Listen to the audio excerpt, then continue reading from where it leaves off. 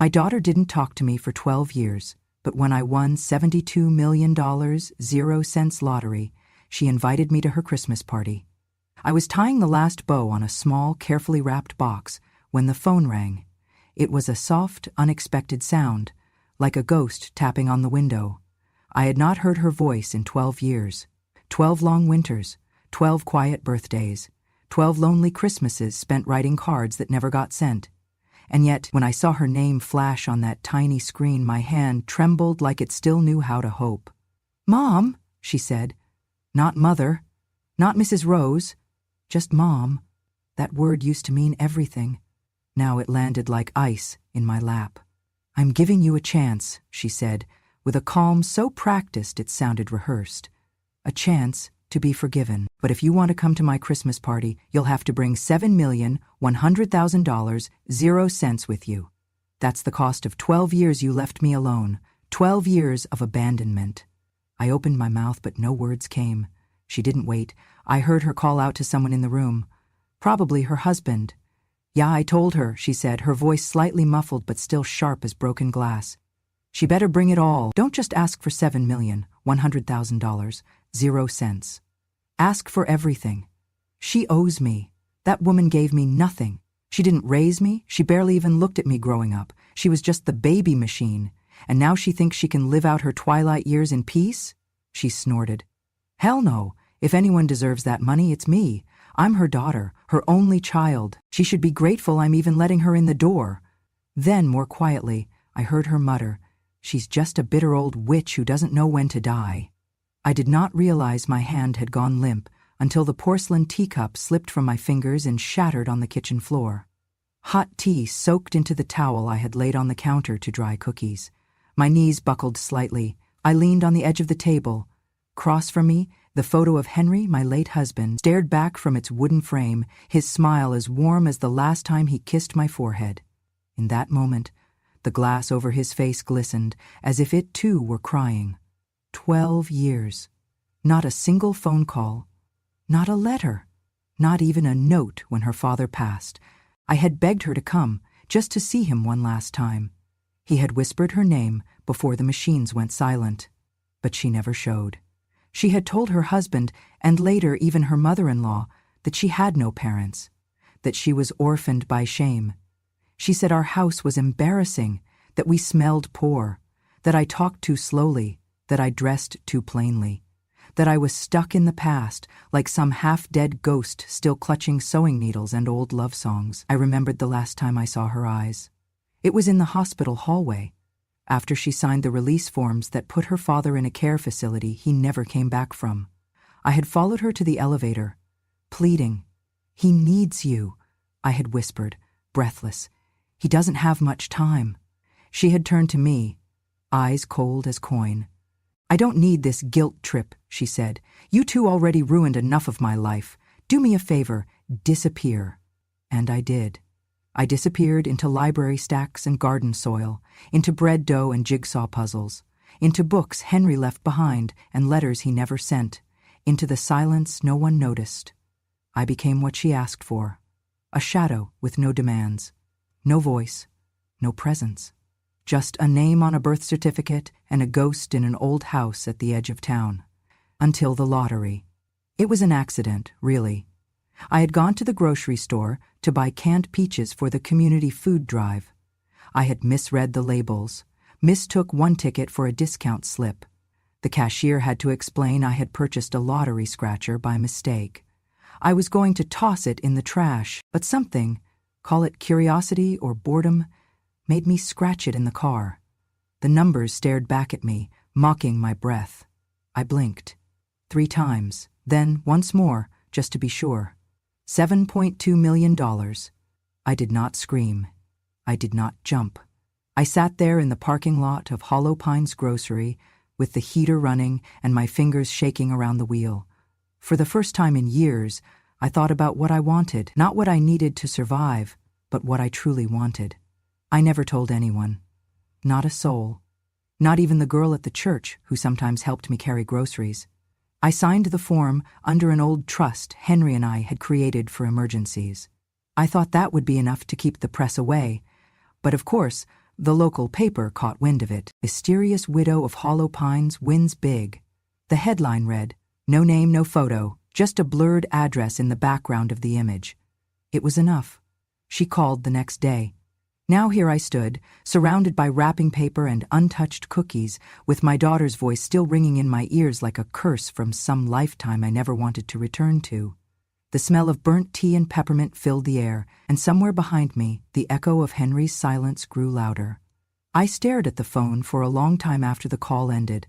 My hand hovered over the receiver like it still had something to say, but there was nothing left. She wanted money. Not reconciliation, not forgiveness, not family. She wanted me to buy my way into her Christmas party. She wanted to be paid for the years she erased me. She thought silence had made me weak.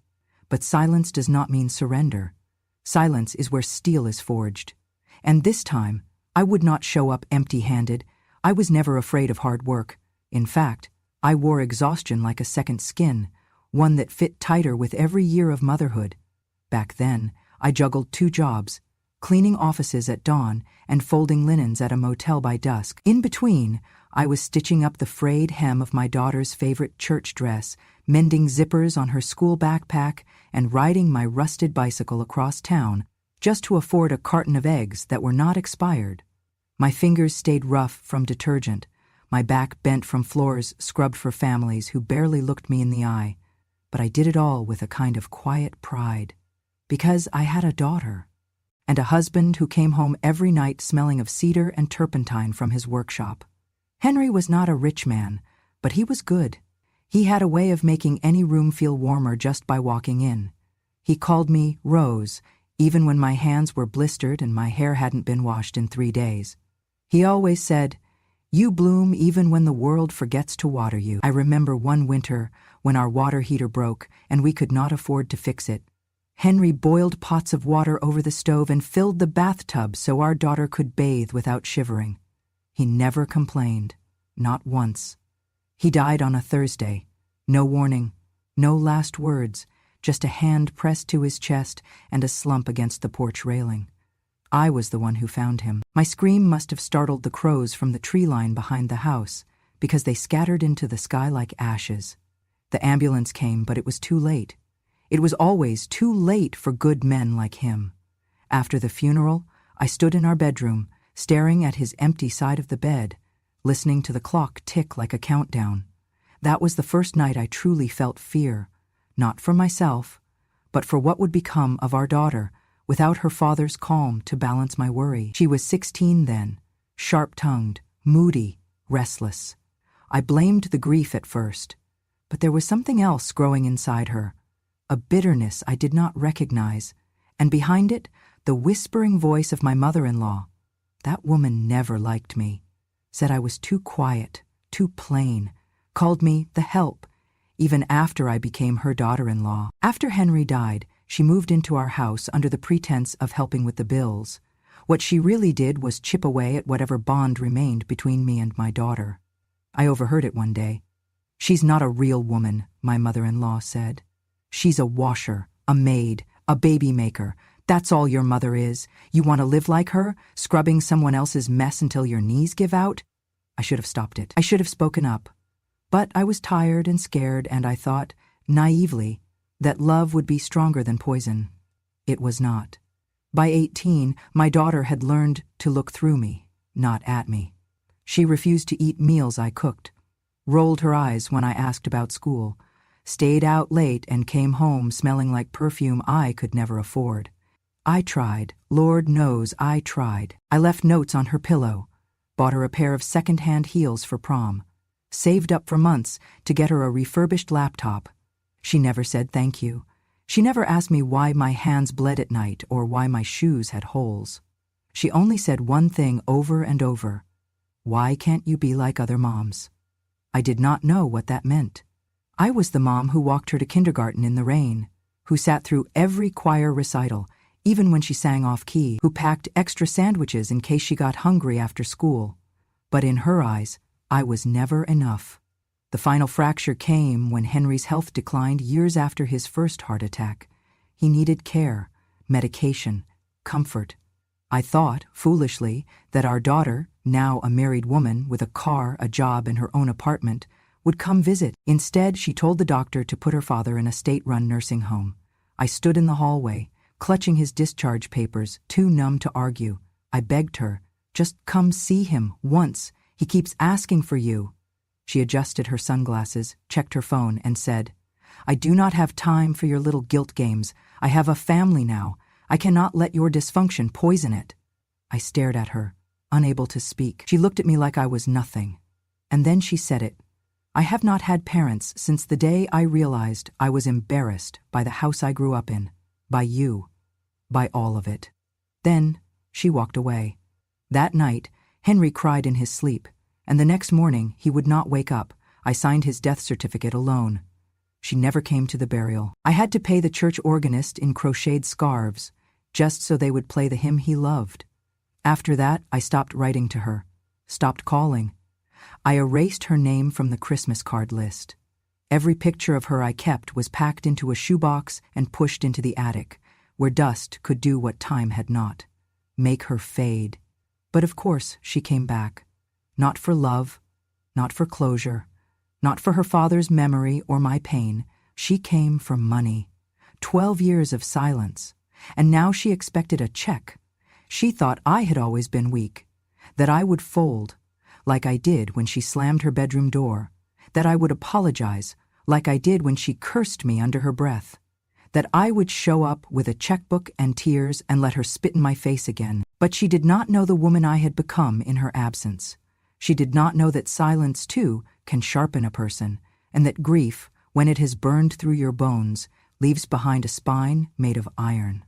12 years is a long time to go without a birthday cake, without a phone call, without someone saying your name out loud in a way that does not sound like it hurts them to remember you. For 12 years, I lived in a house that got quieter with every passing season. No footsteps, no laughter, no slam doors, just the hum of the refrigerator and the whisper of wind through the thin kitchen window. I stopped expecting visitors. I learned to cook for one, to fold blankets that no one else used, to sit in silence and listen to the clock count the seconds that no one ever called. Every Christmas, I lit a single candle and placed it in the window, like a lighthouse, in case anyone, decided to come home. But no one did. I wrote letters anyway. One each year, always in December. Always with a shaky hand and a hope I hated myself for still having. I told her how the lilacs bloomed too early that spring, how Henry's tools still sat on the garage shelf untouched, how the neighbor's dog had puppies and I thought she might like one. I signed them, always, "With love, Mom." I mailed them to her last known address. Each one came back, returned to sender, sometimes unopened, sometimes the envelope torn, like someone had ripped it just to make sure there was no money inside. I stopped writing after the 5th letter. I still remember the last one. My pen had leaked on the paper, the ink blotting out the word forgive. I took it as a sign. The world around me did not stop just because she erased me. I still had to water the garden, pay the bills, get groceries. My knees hurt more in the winter. My hands curled tighter with arthritis. I did not tell anyone. I did not want to be anyone's burden. I had already been called that once too often. Then came the rain. It was a Tuesday, I think. I had gone to Hollow Pines Grocery in my old beige raincoat, the one with the fraying pockets. I had 2 things on my list, milk and canned peaches. There was a sale that day, 4 cans for $2 if you had the weekly coupon. I could not find the coupon in my purse. My eyesight had gotten worse. The glasses I used were scratched and missing a nose pad.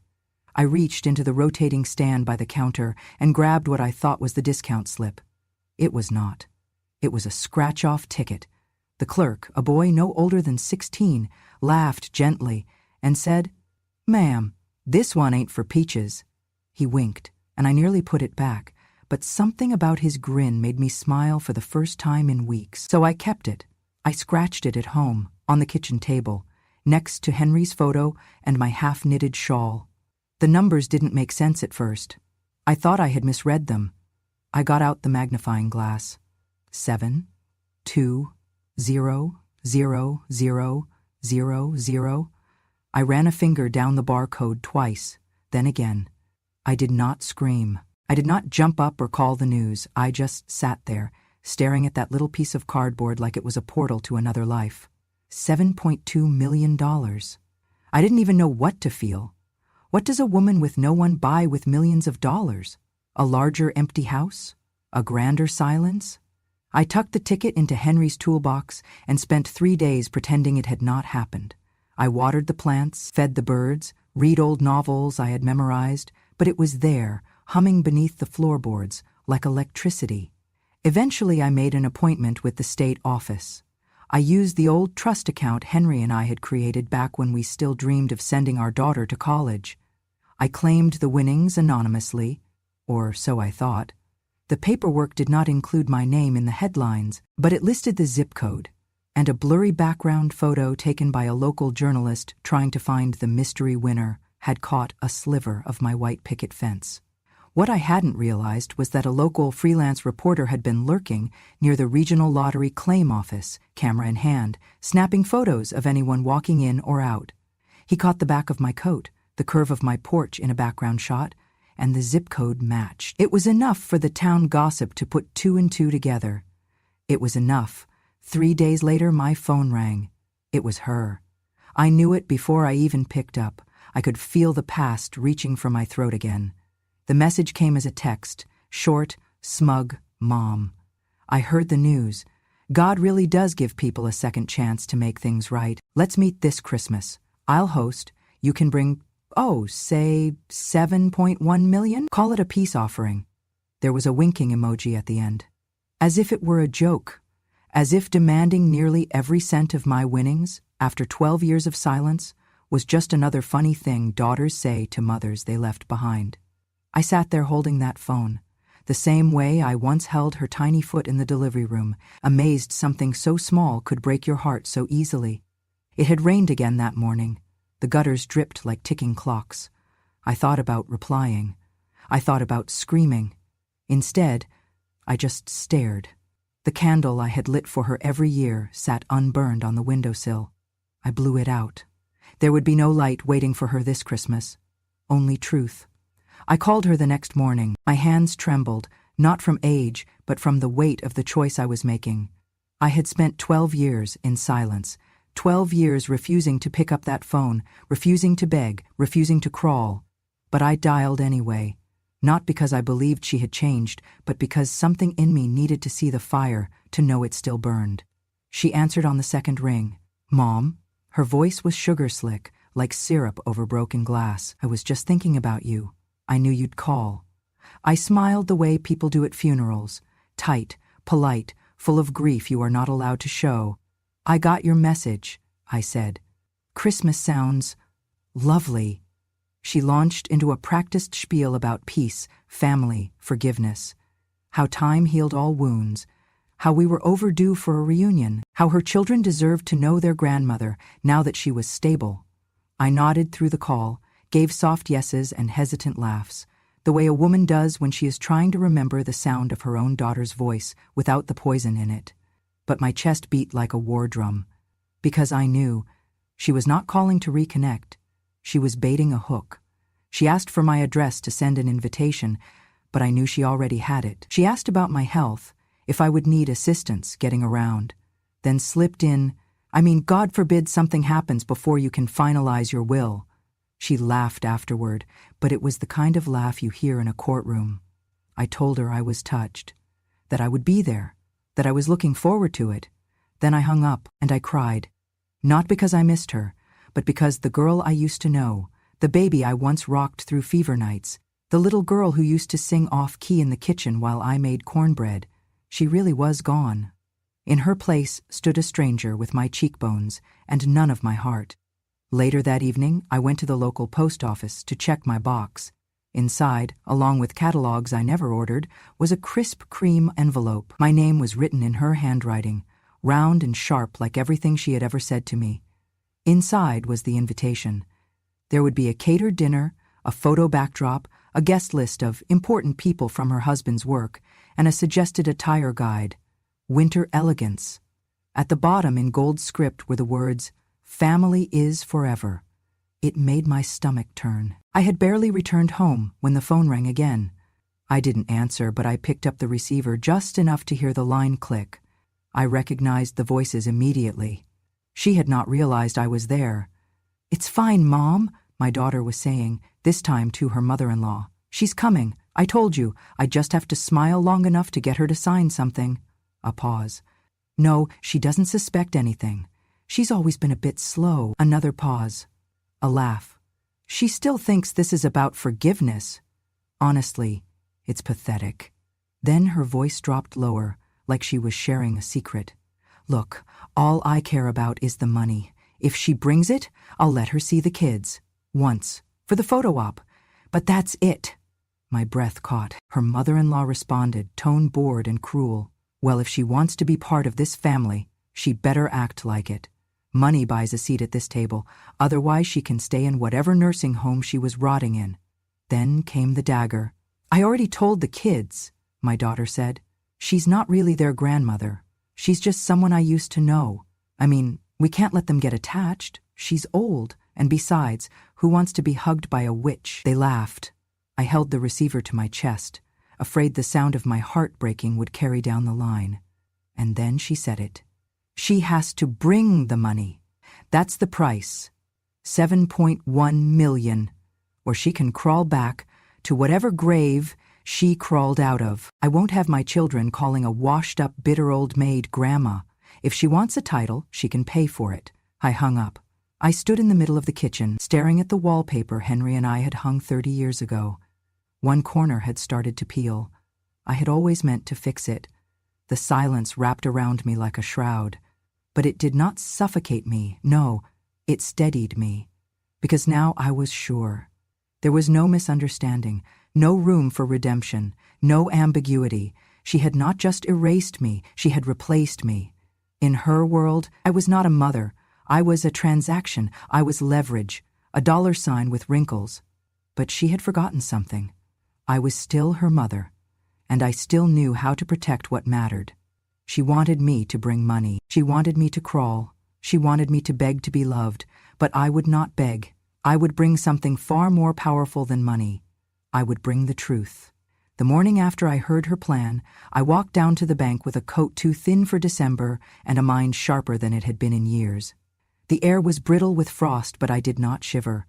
My legs hurt with every step, but I did not pause. I walked with a purpose that did not belong to someone my age. It belonged to someone who had finally, after a lifetime of silence, decided to be heard. Inside the bank, the clerk smiled politely and offered me a seat. I asked to speak to the manager. She came out, a kind woman, with silver in her hair and no judgment in her eyes. I handed her a folded sheet of paper, carefully printed the night before on my old typewriter. It was my new will. "I would like this notarized today," I said. "And witnessed." She read the first line and blinked. "You're donating everything?" I nodded. "All of it?" "To a cause that understands what being forgotten feels like." She did not ask further. She nodded and began the paperwork. It took 2 hours. I signed my name 5 times, each stroke steady, each letter deliberate. It was the most powerful I had felt since the day I gave birth to the daughter who would one day call me a stranger. The inheritance clause was simple. Upon my death, the entire lottery sum, along with my home and remaining possessions, would go to the Hollow Pines Foundation, a small but mighty organization that cared for abandoned children and aging women cast aside by their family. It was the same place that once helped me find part-time work after Henry passed. They had no idea who I really was back then, just another old woman in need of purpose. After that, I walked across town to the legal aid office and requested a consultation. A young paralegal named Naomi helped me file an advance directive and a financial protection affidavit, declaring my intention to protect myself against undue influence or coercion. She offered to call someone for me, a family member, she said, but I told her gently, "They are why I am here." Next, I made one final stop. It had been decades since I last stepped foot inside the newsroom of the Hollow Pines Gazette, but this time I came with a name and a mission. I asked for Evelyn Monroe. She had been a junior reporter when Henry saved her life. It happened late one night when her car broke down outside town and he pulled over, risking his own safety to help a stranger in the dark. She had written him a thank you letter afterward, then kept in touch with me long after he passed. We had not spoken in years, but when she saw me standing there, she recognized me instantly. "I need your help," I said. She listened to every word. Her eyes grew wider, then sharper. I told her about the money, the Christmas invitation, the eavesdropped conversation, the plan to extort and humiliate me. "And what do you want from me?" she asked. I reached into my purse and handed her a neatly folded press pass, hers old and worn. "I want you to come to the party," I said, "as a guest, quietly, observe everything, take notes, take photos, and when it's time, tell the truth." She looked at me for a long moment, then nodded. "I'll be there." We hugged. Hers was the first warm embrace I had felt in months. Back home, I went through Henry's old chest and pulled out a small wooden box he had carved by hand. It was meant to hold his cufflinks, but he never got around to using it. I lined the inside with velvet and placed the newly notarized will within. I added a letter to my daughter, sealed and addressed in her name. On top, I placed a photo of Henry holding our daughter the day she was born. That photo had never left my nightstand. Until now. I wrapped the box with care, tied it with a satin ribbon, and labeled it. "To be opened when you remember who I was." Then I placed it in a paper bag and set it aside with my best wool coat. I did not sleep that night. Instead, I sat by the window and watched the street lights blink against the fog. I thought of all the things I wanted to say but never had, all the apologies I had whispered to myself that were never owed, all the tears I had dried alone because pride would not let me call anyone. I was not going to that Christmas party to beg. I was not going to plead or explain or correct her version of the past. I was going to bear witness. I was going to stand in the same room as the people who thought they had broken me and show them what dignity looks like when it stands tall. Before going to bed, I looked at Henry's picture and whispered, "It's time." He did not answer. He never did. But somehow I felt less alone. As I turned out the light, I said to myself, not with anger, but with clarity, I am not getting revenge. I am restoring balance. Not to prove I was good, but to remind them that I existed. And I am still here. The house was 3 times the size of the one I had raised her in. Brick pillars, wrought iron gates, lights so bright they made the cold December evening look like a movie set. When I stepped out of the cab, the valet stared at me like he was unsure I belonged, his eyes trailing from my scuffed shoes to my gray wool coat. I handed him the simple paper bag I carried and nodded. Inside, the warmth did not reach me. It was the kind of heat generated by money, not love. The first face I saw was her mother-in-law's. She wore a red silk dress with a diamond brooch the size of a sugar cube. Her smile was cold and immediate. "Oh, you made it," she said with a tone that dripped condescension. "We were worried you might get lost. It's been, what, a decade?" I didn't answer. In the hallway, voices echoed, guests laughing, glasses clinking. Everything smelled of pine, cinnamon, and forced affection. They had decorated the place like a holiday catalog. Golden wreaths, perfectly symmetrical stockings, LED candles flickering in artificial peace. My daughter emerged from the dining room in a silver gown that shimmered like ice. Her face was pulled tight with powder and smiles. "Mother," she said, just loud enough for others to hear, "how lovely you look." It was not a compliment. I smiled, steady. "Merry Christmas!" A little girl peeked around her leg. Her hair was in curls, cheeks flushed from too much sugar or too little affection. "Who's that, Mommy?" she asked. And my daughter, without hesitation, replied, "Just someone I used to know, a woman who once left a little girl all alone, like a stray dog on the street." My fingers tightened on the paper bag. The girl blinked, confused. "But she looks like you." My daughter laughed lightly and ushered the child away. "That's just a coincidence." Then she turned to me and whispered, "Do not make a scene. Let's get this over with." She led me past the glittering living room and into a small office lined with books I knew she never read. 2 men in suits sat at a mahogany desk. One of them stood up and extended a hand. "Mrs. Avery," he said, "I'm David Bishop, Family Legal Counsel. We've prepared a few documents. Nothing complicated, just some clarification for estate and financial transition. There was a leather folder on the desk, already open. Inside was a contract, a formal agreement requesting the full and immediate transfer of all lottery winnings and assets in exchange for, how did they phrase it? Familial reconciliation and limited access to minor grandchildren at future events, at Ho's discretion. I stared at the words like they were a foreign language, then looked at my daughter. Her arms were folded, her eyes dared me. I reached into my coat pocket, pulled out my glasses, and took a seat. Slowly, I ran a finger down the clause labeled Transfer of Trust. Would I be allowed to hold my grandchildren? I asked. She smirked. For pictures, yes, I nodded. Would I be allowed to visit? She shrugged. That depends on your behavior. I kept reading. And if I refuse to sign? I asked. She leaned forward, her voice low and sharp. Then you can take your millions and rot alone in that shack you call a home. No one wants you. No one missed you. The only reason you're here is because you got lucky, and luck runs out. The lawyer cleared his throat. We're not trying to create pressure here. This is a gesture of goodwill. I cut him off. My hand was steady now. I looked her in the eyes. Do you remember when you were 11? I asked. She rolled her eyes. Barely. You had a fever, a bad one. We had no insurance. Your father was out of work. I spent 2 days in line at the blood bank selling plasma. I fainted in the hallway from dehydration, but I came home with the medicine. I held you all night until your fever broke. She blinked. Of course you don't remember, I said gently, because children don't remember the nights their parents bleed quietly, but they never forget the one time they think you weren't there. She scoffed. That's your problem. You think suffering earns you love. It doesn't.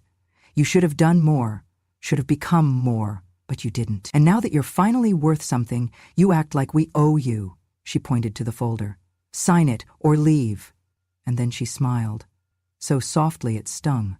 Right now, the only value you have is what's in your bank account. No one cares what you did 30 years ago. We care about now. And right now, I have a reputation. I have kids. I have a life. You're just a wrinkle in it. I stared at her. The little girl who once brought me dandelions in a chipped teacup was gone. In her place stood a woman I did not know. I reached into the paper bag and took out the small wooden box. I brought a gift, I said. She raised an eyebrow. What is it? The check? I opened the lid and turned it toward her. Inside was a folded document. A will. A new one that left everything, not just the lottery winnings, but the house, the savings, the land, to a foundation that cared for children who had no one. On top, a letter addressed to her, unopened, and a photo, her newborn self in Henry's arms, his eyes red from joy and exhaustion. She reached for it, but I pulled it back. No, I said. This is not for you. Not anymore. She laughed, uneasy now. You think this makes you noble? I stood. No, I think it makes me free, she scoffed. What, you're going to die and let strangers spend your money? I turned to leave. She called after me. This is why no one loves you. I paused in the doorway. Then, with my hand on the frame, I said, maybe, but at least I never sold love for a price tag. Outside the office, the party went on. Laughter, music, wine, but somewhere in the crowd, a camera clicked. Quiet. Precise. Evelyn Monroe, my old friend, now journalist, had been standing near the hallway, snapping photos. Not of me, of the contract, of her smug expression, of the lawyer shifting nervously. She nodded to me as I passed. We had everything we needed, and tomorrow the world would know what happened behind the silver-plated doors of that picture-perfect Christmas party. I sat back down at the table. Her eyes were locked on the contract, jaw tight with anticipation. I could feel the heat radiating off her like a ticking bomb that thought it had already won. I took the pen from the attorney's hand and poised it above the page. Then I paused. Wait, I said, reaching into my purse. I brought my own copy. She frowned. What copy? I just want to make sure everything matches up. You know, for clarity. She rolled her eyes but nodded at the attorney to humor me. He stepped back. I slid a folder across the table. Inside it was a crisp, notarized document. My real will. It looked similar enough. Official seals, typewritten text, signatures. But instead of transferring assets to her or any family member, it listed a single beneficiary, Hollow Pines Home for Children. I handed it to the lawyer. Please review that. It should clear everything up. As he scanned it, his brows furrowed. My daughter leaned over to see, and then the color drained from her face. She grabbed it, eyes darting line by line.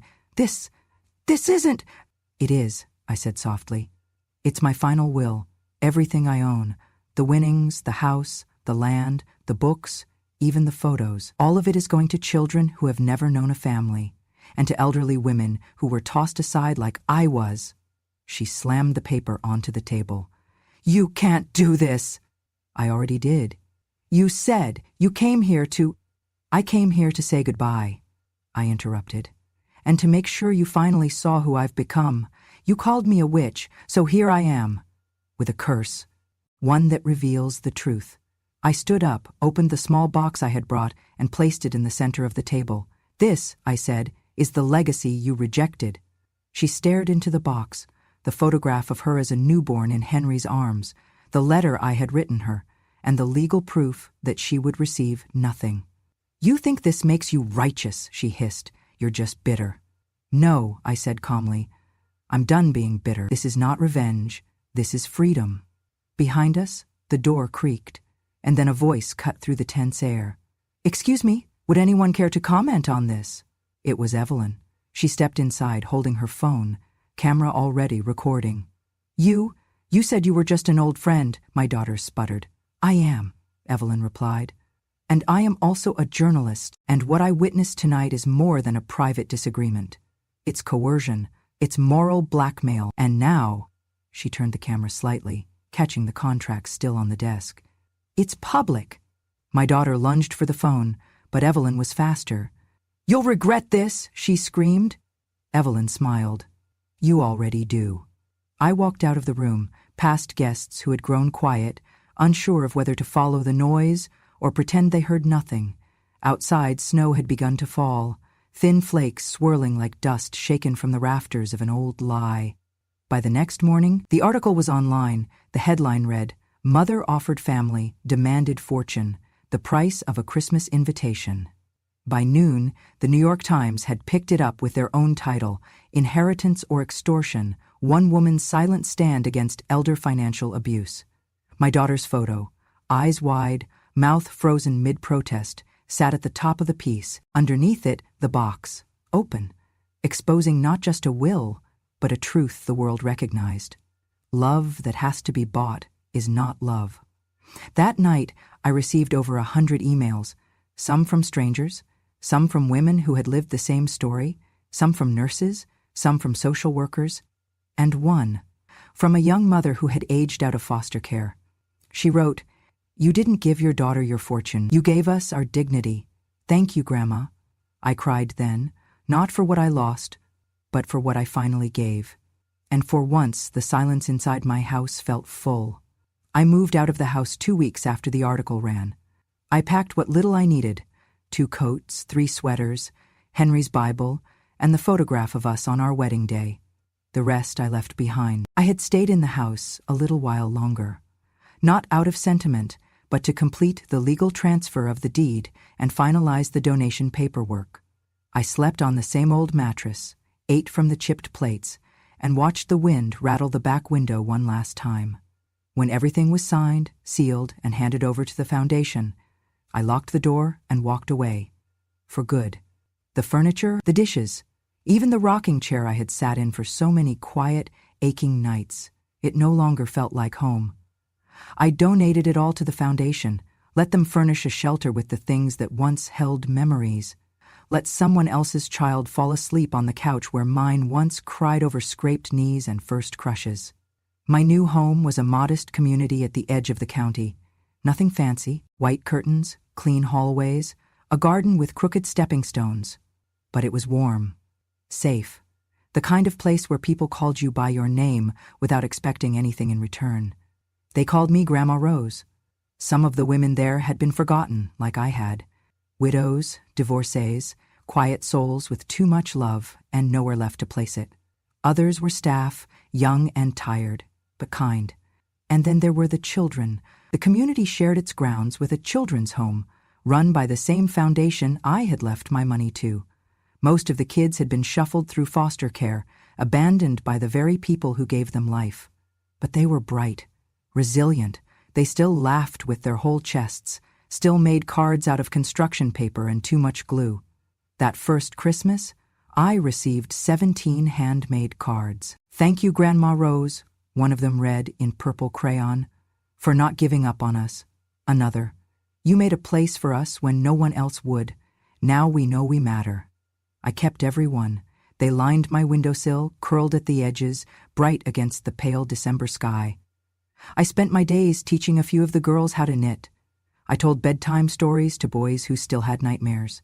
I baked cookies that were too hard and pies that were too soft, and no one ever complained. For the first time in years, I felt whole. Not because I had money, but because I had finally given it to someone who knew what to do with it. Evelyn's article sparked more than headlines. It sparked outrage. People came forward, other parents, other grandparents, who had been manipulated, coerced, threatened. Organizations began to review elder financial abuse more seriously. Legislators mentioned it by name on the floor of the state assembly. And my daughter? She went quiet for a while. But silence has a way of echoing. The investigation began after a second whistle blow. Her husband's former assistant anonymously submitted a packet of emails, communications that outlined her plan to acquire my assets, to use emotional leverage, to present a public image of reconciliation while orchestrating private demands. Within weeks, her name was in headlines too, but not the way she wanted. Her husband's company lost brand partnerships, investors pulled out, holiday deals were canceled. The photos from that night, her face caught mid-sneer, contract in hand, were shared across platforms with captions like, "Daughter demands millions, gets cut off." I did not watch the news, but people told me. Eventually, the letter arrived. It came in a lavender envelope, written in the handwriting I once loved. "Dear Mom," it began. "I'm sorry." It went on for 2 pages. Apologies, explanations, pleas. She said she had been angry, that she had listened to the wrong people, that she had lost herself trying to become someone else's idea of successful, that she had been wrong. "I miss you," she wrote. "Can we start again?" I held the letter for a long time. Read it 3 times. Let the words bleed into me like a warm bath after a long day in the cold. Then I folded it, placed it in an envelope of my own. Inside, I put one thing: a photograph. It was her, at 3 years old, arms around my neck, her cheek against mine. Her eyes were wide and happy, her mouth frozen mid-laugh. On the back, I wrote, "I once carried you inside me. Then I carried you in my heart, for years. Now I carry you in the past." And that was all. I did not need revenge. I had something better. I had peace. In the spring, one of the boys planted a tree in the garden for Henry. He did not know the man, but he said the name made him feel safe. They tied a ribbon around its trunk that said, "Thank you." I sat beneath it every afternoon, reading old poems, watching the wind move through the leaves. Every so often a new child would arrive, scared, quiet, and I would smile and open my arms, because I was no longer invisible, and I would never again beg to be seen. I did not have a daughter anymore. But I had something she never understood. I had a legacy.